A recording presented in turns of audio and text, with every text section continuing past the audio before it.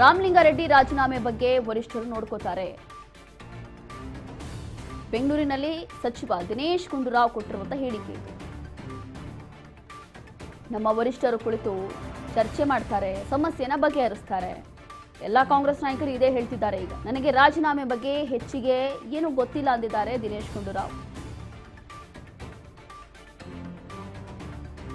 ರಾಮಲಿಂಗಾರೆಡ್ಡಿ ರಾಜೀನಾಮೆ ಬಗ್ಗೆ ವರಿಷ್ಠರು ನೋಡ್ಕೋತಾರೆ, ಹೈಕಮಾಂಡ್ ನಾಯಕರು ನೋಡ್ಕೋತಾರೆ, ಕೂತ್ಕೊಂಡು ಚರ್ಚೆ ಮಾಡ್ತಾರೆ, ಅದಾದ ನಂತರ ನಿರ್ಧಾರ ಮಾಡ್ತಾರೆ.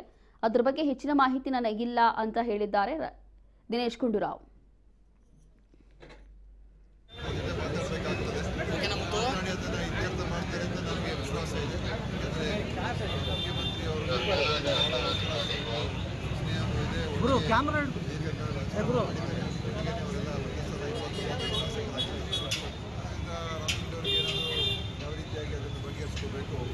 ಮುಖ್ಯಮಂತ್ರಿಯವರು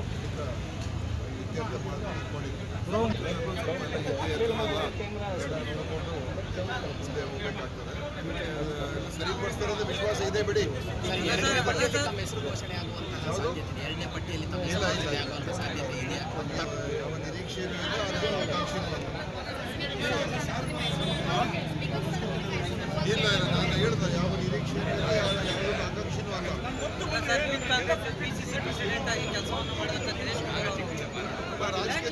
ಮೊದಲನೇ ಪಟ್ಟಿಯಲ್ಲಿ 3 ವರ್ಷ ಒಳ್ಳೆ ಕೆಲಸ ಮಾಡಿದ್ರು. ಅದು ಕೂಡ ಒಳ್ಳೆ ಇಲಾಖೆ ಇತ್ತು, ಅನೇಕ ಸವಾಲುಗಳು ಕೂಡ ಇತ್ತು, ಅನೇಕ ಸುಧಾರಣೆ ಕ್ರಮಗಳು ಮಾಡಿದ್ದೀವಿ. 3 ವರ್ಷ ಇವಾಗಲೂ ಅತ್ಯಂತ ನನಗೆ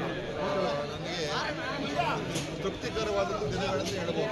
ಹಿಂದೆ ರಾಜಕೀಯದಲ್ಲೇ ಹಿಂದೆ ಇರ್ತದಲ್ಲ, ನನಗೆ ಯಾವ ನಿರೀಕ್ಷೆನೂ ಇಲ್ಲ, ನಾನು ಆಕಾಂಕ್ಷೆ. ಹೀಗೆ ಇದೀಗ ಎಲ್ಲ ಕಾಂಗ್ರೆಸ್ನ ನಾಯಕರು ಇದೇ ಹೇಳಿಕೆಯನ್ನ ಕೊಡ್ತಿದ್ದಾರೆ. ಇದೀಗ ಪ್ರಿಯಾಂಕ್ ಖರ್ಗೆ ಅವರು ಕೂಡ ಇದೇ ರೀತಿಯಾಗಿ ಒಂದು ಹೇಳಿಕೆಯನ್ನ ಕೊಟ್ಟಿದ್ರು. ಅಂತಂದ್ರೆ ಏನು ಸಮಸ್ಯೆ ಆಗೋದಿಲ್ಲ, ಕಾಂಗ್ರೆಸ್ನ ನಮ್ಮ ವರಿಷ್ಠರಿದ್ದಾರೆ, ಅವ್ರು ಕೂತ್ಕೊಂಡು ಚರ್ಚೆ ಮಾಡ್ತಾರೆ, ಅದಾದ ನಂತರ ಎಲ್ಲವೂ ಕೂಡ ಸರಿಪಡಿಸ್ತಾರೆ ಅಂತ ಹೇಳಿಕೆ ಕೊಟ್ಟಿದ್ರು. ಇದೀಗ ದಿನೇಶ್ ಗುಂಡೂರಾವ್ ಕೂಡ ಇದೇ ರೀತಿಯಾದಂಥ ಹೇಳಿಕೆಯನ್ನ ಕೊಟ್ಟಿದ್ದಾರೆ.